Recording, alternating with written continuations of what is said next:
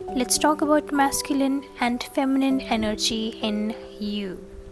Hi, my name is Yashika. I am a professional tarot card reader and a spiritual counselor. And welcome to my channel. तो मुझे नहीं पता कि मैं इस बारे में क्यों वीडियो बनाना चाहती थी बहुत टाइम से, but it was long due. तो ये चीज़ तो सबको पता है कि दो तरीके की एनर्जीज़ होती हैं, masculine energy and feminine energy. But most people don't know कि ये एनर्जी ना, ये दोनों ही एनर्जीज़ एक इंसान में प्रेजेंट होती हैं। इनफैक्ट ये कुंडलिनी मेडिटेशन में भी सिखाया जाता है कि जो नाड़ियाँ होती हैं, सुषुम्ना, जो कि सीधा भगवान से मिलती है, और जो ईड़ा और पिंगला जो दोनों नाड़ियाँ होती हैं, वो मेल एंड फीमेल एनर्जीज़ होती हैं। एंड अल्टीमेटली वो दोनों एनर्जीज जाके शिवा और शक्ति बनती हैं। एंड वो दोनों अर्धनारीश्वर, जो शिव जी का एक बहुत सौम्य, बहुत प्यारा रूप है, अर्धनारीश्वर रूप में जाके वो दोनों एनर्जीज मिल जाती हैं। अब दिक्कत ये आती है कि हम अपनी डे टू डे लाइफ में ना, अगर हम एक फ़ीमेल हैं तो हो सकता है कि हम अपनी मैस्कुलिन एनर्जी को नेग्लेक्ट कर देते हैं, और अगर हम मेल हैं तो हम अपनी फेमिनिन एनर्जी को नेग्लेक्ट कर देते हैं। Now let's talk about what really is feminine energy. तो जो फेमिनिन एनर्जी होती है वो बहुत ज़्यादा रिसेप्टिव होती है। एंड रिसेप्टिविटी को अगर मैं समझाऊँ तो इसका मतलब ये होता है कि, चलो एक एग्जांपल के साथ समझते हैं कि जैसे थेरेपिस्ट होते हैं, वो बैठते हैं, वो बहुत प्यार से आपकी बात सुनते हैं, इनफैक्ट पूरा टाइम ही आपकी बात सुनते हैं, वो आपको सल्यूशंस भी देते हैं। वो कभी भी आपको ऐसा फील नहीं कराते कि जो आप सोच रहे हो, जो आपके थॉट्स हैं या फीलिंग्स हैं, वो इनवैलिड हैं या फिर उनका कोई महत्व नहीं है। तो that is receptiveness, that acceptance and that allowing the other person's ideas to come into your body and being open to those ideas, that is receptiveness. And femininity की अगर मैं बात करूँ तो feminine energy जो होती है वो बहुत creative होती है।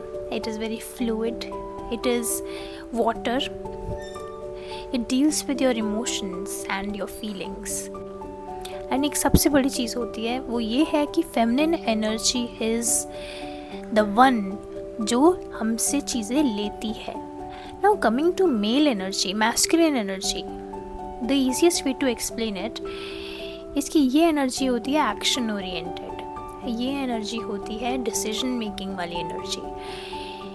अब जैसे एक लीडर है, वो ये सब चीज़ें करता है। एक राजा या एक लीडर होता है, उनको लोग प्यार इसीलिए करते हैं क्योंकि वो जो भी डिसीजन लेते हैं, जो भी उनके एक्शंस होते हैं, वो सबको फलते हैं, वो सबके हित में होते हैं। वो बहुत मॉरल होते हैं, मॉरली ग्राउंडेड होते हैं, बहुत स्टेबल होते हैं। वो प्रोवाइड करते हैं और वो लीड करते हैं, मगर प्यार से। जो लव होता है, that is their biggest driving force, love. It could be love for God, it could be love for their partner, for family, but that is their biggest driving force. The masculine energy is the giver. जैसे feminine energy taker होते हैं, masculine energy is the giver. Problem कहाँ आती है? Problem ये होती है कि जैसे कार्ल ह्यूंग जो एक साइकोलॉजिस्ट थे, उन्होंने ये बताया था कि हमारे अंदर ये दोनों एनर्जीज़ होती हैं, वो हमें पता है अब, वो दोनों एनर्जीज़ होती हैं। बट अगर हम अपने बॉडी के एक हिस्से को, जैसे अगर आप मेल हैं तो अगर आप अपनी फेमिनिनिटी को रिजेक्ट करते हो तो कॉन्फ्लिक्ट क्रिएट होती है। एंड ये कॉन्फ्लिक्ट ज़िंदगी भर रहेगी। और ये कॉन्फ्लिक्ट क्या है कि मैं कौन हूँ। फेमिनिनिटी और मैस्कुलिनिटी का इंटीग्रेट करना, उन दोनों का साथ आना बहुत ज़रूरी है for creation, for death as well. क्योंकि क्रिएशन एंड डिस्ट्रक्शन, यही दो प्रोसेसेस हैं जो इस दुनिया में सबसे ज़्यादा कांस्टेंट हैं, सबसे ज़्यादा चलते हैं।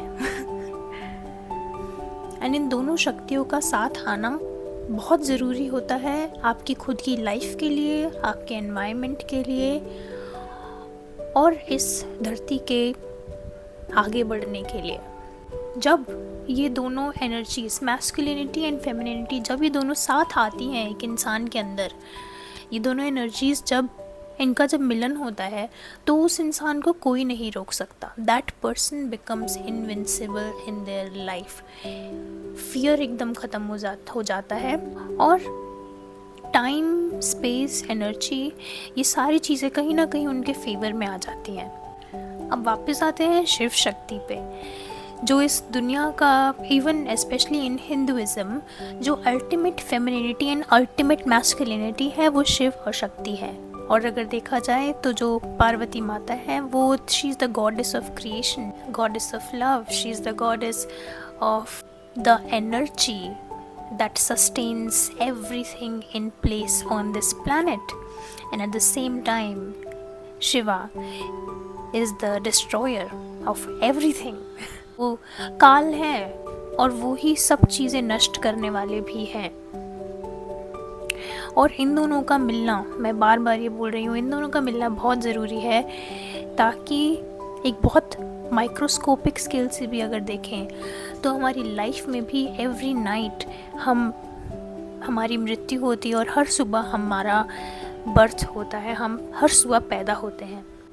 दैट होल प्रोसेस हमारे मेंटल स्टेट में भी, इमोशनल स्टेट में भी, we have so many deaths. हमारे इमोशंस की डेथ होती है, हमारे माइंड सेट की डेथ होती है, हम बीमार पड़ते हैं, but then we also become resilient.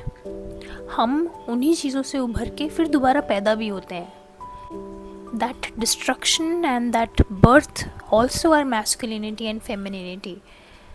There is a beautiful balance which takes place when these two energies come together. And specially अगर मैं बात करूँ तो जो हमारी मेंटल स्टेट होती है, that conflict that we are always in, कि what is my identity, what am I doing in my life, am I a creative person और am I not a creative person, where do I go in this life, क्या direction है मेरी, क्या path है मेरा, मेरी life का purpose क्या है. When these two energies come together, every single thing becomes clear. Before you click off this video, I want to thank you who is watching this video. If you think I deserve it, you can subscribe to my YouTube channel and follow me on my Instagram. मैं Instagram पे बहुत active रहती हूँ, तो अगर आपको one-on-one conversation भी करनी है, so I will be available there. Once again, thank you so much. I'll see you in the next video. Bye.